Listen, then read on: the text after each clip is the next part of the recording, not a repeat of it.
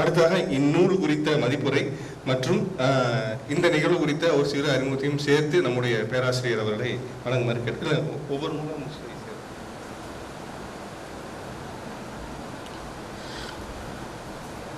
கூட்டத் தலைவர் உட்பட்ட அனைவருக்கும் அன்பான மாலை வணக்கம். ஒரு நல்ல இனிய நிறைவான மாலை பொழுது இது.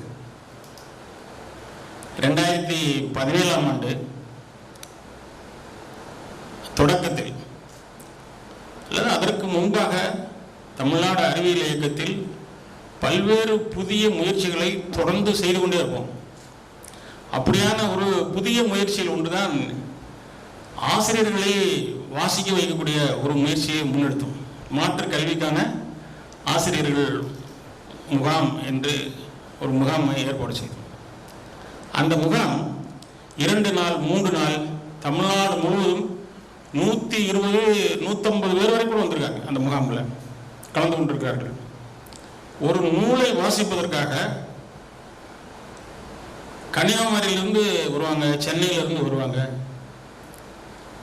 அதில் கற்றல் கற்பித்தல் குறித்து, கற்றல் முறைகள் குறித்து பல்வேறு விதமான ஒரு மிகப்பெரிய வேதியியல் மாற்றங்களை உருவாக்கிய முகாம்கள் அவை. இப்படி தொடர்ச்சியாக 4 மாதங்களுக்கு ஒரு முறை நாங்கள் நடத்திய முகாம் அது ஈரோட்டில் தான் முதன் தொடங்கினது. ஈரோடை மையமாக வைத்து மாநில முகாம்களாக உருவாக்கி பிறகு தமிழ்நாடு முழுவதும் அந்த இருந்து தமிழ்நாடு அறிவியல் இயக்கத்தினுடைய மாநில மையமே ஒருங்கிணைக்கக்கூடிய முகாம்களாக அது மாறியது. ஒரு 20 முகாம்கள் இன்றைக்கு கூட ஏன் இந்த வாசிப்பு முகாமை தமிழ்நாடு அறிவியல் இயக்கம் நடத்தணும் என்று பலரும் ஃபோன் பண்ணி கூட கேட்பாங்க. இது ஆரம்பிங்க திருப்பி என்று. அந்த மாதிரியான ஒரு பெரிய தமிழ்நாடு அரசு அந்த முயற்சி முன்னெடுத்தது. எஸ்எஸ்சி நம்ம சிஆர்சி மையங்கள் வழியாக ஒரு முறை முன்னெடுத்து பார்த்தது. அப்படியான ஒரு முயற்சி அது. எனவே அதற்கு பிறகு அது ஒரு 20 முகாம்கள் நடந்து நின்றுச்சு. சரி, நாங்கள் மாதம் ஒரு முறை ஈரோடு மையமாக வச்சு ஒரு புத்தகம் எடுக்கிறது, அந்த புக்கை ரிவ்யூ பண்ணுறது என்று புத்தகங்களை நாங்கள் முன்னெடுத்து ஒவ்வொரு புத்தகமாக வாசிட்டோம். அப்படி வாசிட்டு வரும்போது தான் இங்கே வந்து அமர்ந்திருக்கிற ராஜா அவர்கள் இந்தியன் வங்கி ஐஓபியில் நம்ம காலேஜ் பிரான்ச்சில் ஒரு ரிசிஎஸ் ரீடரும் கூட.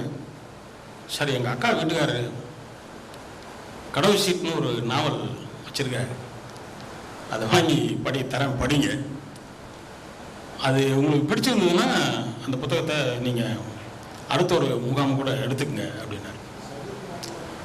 அந்த புத்தகத்தை வாங்கி வேகமாக ஒரே நாளில் படித்து வேகமாக மூச்சு மட்டும் அன்று இரவே சரி அவர்கிட்ட ஜெயகரன் அவர்களிடம் மின்னஞ்சல் கேட்கலாம்னா இரவு அந்த புத்தகத்தை முடித்த வேகம் ஷூட்டாக கூகுளில் சர்ச் பண்ணி பார்த்தேன். அவருடைய மின்னஞ்சல் முகவரி இருந்தது.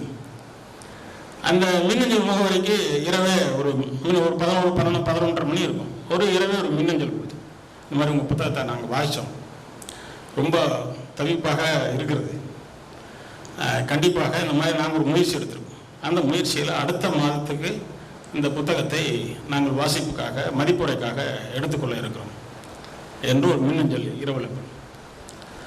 காலையில் வெளிநாட்டு ஃபோன் வந்துச்சு நமக்கு, ஃபாரின் காலாக வருது அப்படின்னு பார்த்தா அப்புறம் எடுத்து நான் ஜீவகுமாரன் கதைக்கிறேன் அப்படின்னாரு. எனக்கு ஆச்சரியம்.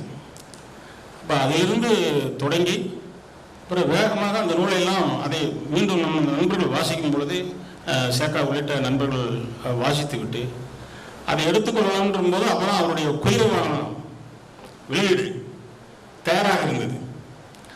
அவரும் ஏதோ ஒரு கோயின்சிடன்ஸில் சென்னை வர மாதிரி இருந்தது. எனவே நீ இந்த குதிரை வாகனம் வருதுன்னா குதிரை வாகனம் ரிலீஸ் இங்கே வச்சுக்கலாம் அப்படின்னா நானே நேரில் வரேன் அப்படின்னு. அப்போ தான் சேக்கா சொன்ன மாதிரி இங்கிருந்து வரும்போது நாம் ஒரு ஊருக்கு போகிறதுனா ஒரு லக்கேஜ் கொஞ்சம் குறைவாக இருக்கணும்னு நினைப்போம். அந்த மாதிரி இல்லாமல் அந்த லக்கேஜ் வெயிட்டை பற்றி பொருட்படுத்தவே செய்யாமல் பெரிய மூட்டை எங்கள் கல்லூரி மாணவர்களுக்கு எல்லாருக்கும் மூலம் கொடுத்தாரு. அவர் நம்ம பிரின்சிபல் சொன்ன மாதிரி எல்லோருக்கும் மூலம் கொடுத்தாரு.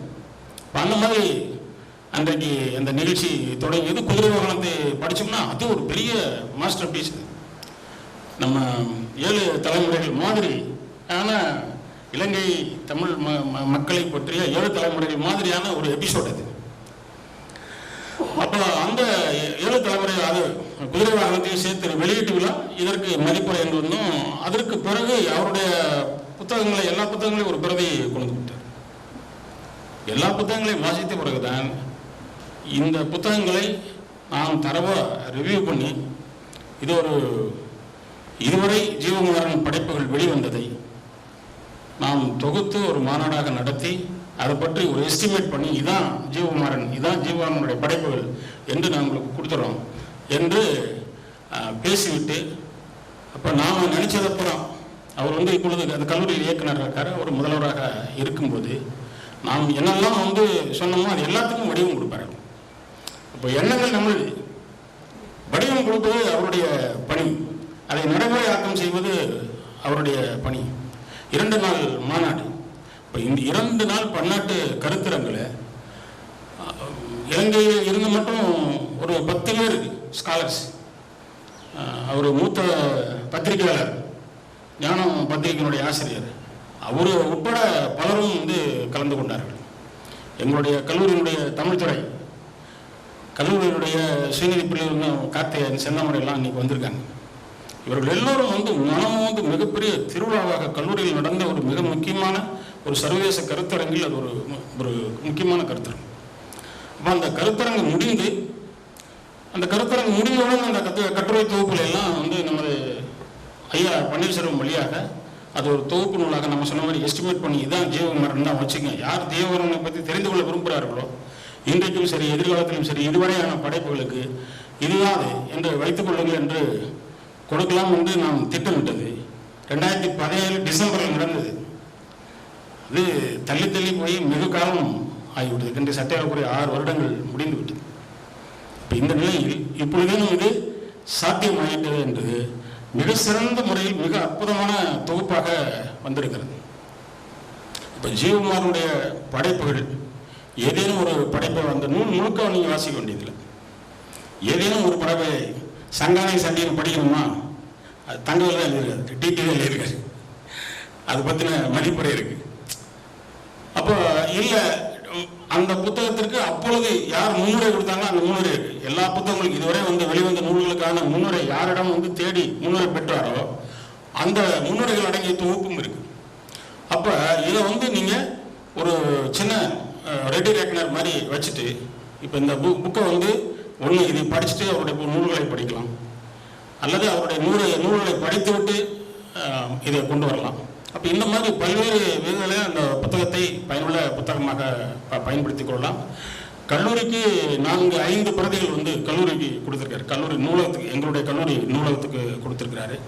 இப்போ இந்த மாதிரியான ஒரு மிக முக்கியமான ஆவணமாக அதில். அது மட்டும் இல்லாமல் ஜீவகுமாரனை பொறுத்த மட்டும் மிக சிறப்பான ஒரு வேணா, இன்றைக்கு அவருக்கு 65 வயதாகிறது. ஆனால் ஒரு இளைஞனை போல தேடி பல்வேறு விஷயங்களை கற்றுக்கொள்வதில் மிகவும் ஆர்வம். அது நமக்கு கஷ்டம். இப்போ நான் நிறைய படிக்கிறோம், கணினியில் அப்டேட் பண்ணுறதுல நிறைய சிரமம் இருக்குது. இப்போ தமிழ்நாடு அரசுக்காக ஒரு திட்டப்பணியில் ஈடுபட்டிருக்கோம். அதில் கணினி சொல்கிறமான அப்டேட் இல்லாதனால மிகவும் கஷ்டப்படுறோம். அவங்ககிட்ட நான் சொல்லுவேன், நான் கம்ப்யூட்டரில் நான் ஒரு இல்லிட்ரேட் அப்படின்னு சொல்லுவேன். இப்போ அந்த மாதிரியான கஷ்டப்படுறோம். அவரு இன்றைக்கு நவீன நுட்பங்கள் பல்வேறு விஷயங்களை அறிந்து கொண்டது மட்டுமில்லை, இன்றைக்கு அவருடைய நூலாக்கத்தில் அதை ஒரு பெரிய பொருளாக அதை இன்கார்பரேட் அதில் உள்ளடக்கி இருக்கிறார். அது ஒரு மிக முக்கியமான ஒரு விஷயம் என்று நம்ம பார்க்கலாம். இப்போ இந்த கடைக்குட்டியின் நூலில் ஒவ்வொரு சிறுகதைக்கும் ஒவ்வொருத்தர்கிட்ட ஒரு ரிவ்யூ வாங்கியிருக்காரு. முருகேசனையா வந்திருக்காரு, ஆத்தூர்லேருந்து வந்திருக்காரு. ஆத்தூருக்கு அந்த பக்கம் தாண்டி தலைவாசலேருந்து வந்திருக்காரு. ஐயா வணக்கம் ஐயா, ரொம்ப சந்தோஷம் ஐயா, நல்ல ஜோரா கேட்டுட்டு இருக்க. ஆமாம், ரொம்ப மகிழ்ச்சியா ஐயா வந்தது. அப்போ அந்த மாதிரி கடைக்குட்டைக்கான இந்த சிறுகதை தொகுப்பு ஒவ்வொரு சிறுகதைக்கும் ஒரு ரிவ்யூ இருக்கு. ஒரு வருடம் கொடுத்து ஒரு ரிவ்யூ வாங்கியிருக்கு. இது ஒரு புதிய வடிவம், இது ஒரு புதிய கண்ணோட்டம். எல்லா சிறுகதைகளுக்கும் ஒரு ரிவ்யூ இருக்கு, அதோட அட்டாச்சா இருக்கு. அதில் நான் ஒரு கதைக்கு கொடுத்துருக்கேன். இது ஒரு பக்கம். இன்னொரு பக்கம், இந்த புத்தகத்தை நீங்கள் QR கோடு கொடுக்குறாரு. நீங்கள் அந்த QR கோடில் அந்த புத்தகத்தை உள்ளே போனீங்கன்னாக்கா நீங்கள் அந்த புத்தகத்தை கதையும் சொல்கிறாங்க, அந்த ரிவ்யூவும் படிக்கிறாங்க. அப்போ யார் இந்த புத்தகத்தை படிக்க நேரம் இல்லை, உட்கார்ந்து கேட்கவும் செய்யலாம். அப்போ அந்த மாதிரியான தான் நவீனமாக ஒரு படைப்பாளியாக மட்டுமில்லாமல் இன்றைக்கு இருக்கிற நவீனத்துவத்தை தன்னுடைய படைப்புகளில் எப்படி புகுத்துவது என்பதையும் ஜீவகுமாரன் ஒரு முன்னுதாரணமான மனிதராக விளங்குகிறார். இப்போ அந்த மாதிரியான ஒரு மனிதருடைய இன்றைய 3 நூல்கள், அதில் ஒன்று குறிப்பாக மிக முக்கியமான ஒரு தொகுப்புக்கு அவர் டாக்டர் வெங்கடாச்சலமே இங்கிருந்து வெளியிட்டது என்பது ஒரு சிறப்பு.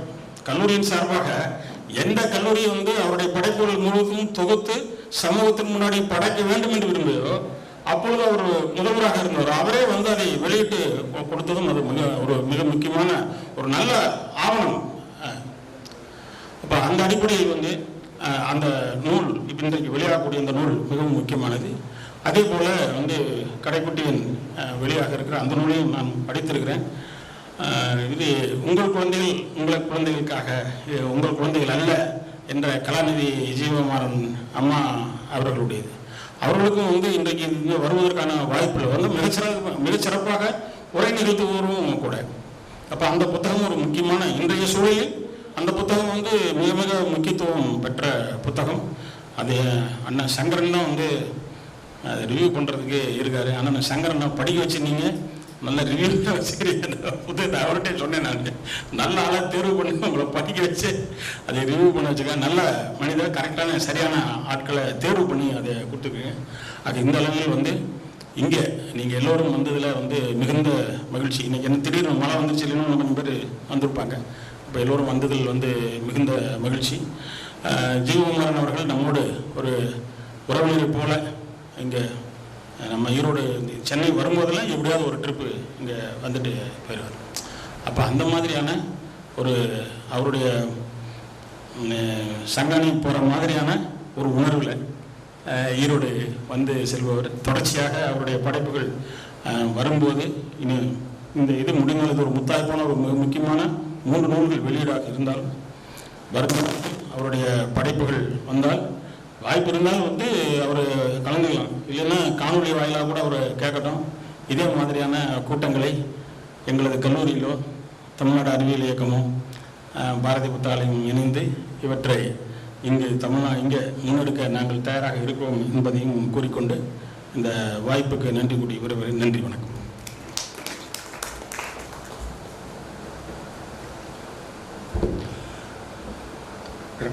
எடுத்த பேராசிரியருக்கு நன்றி.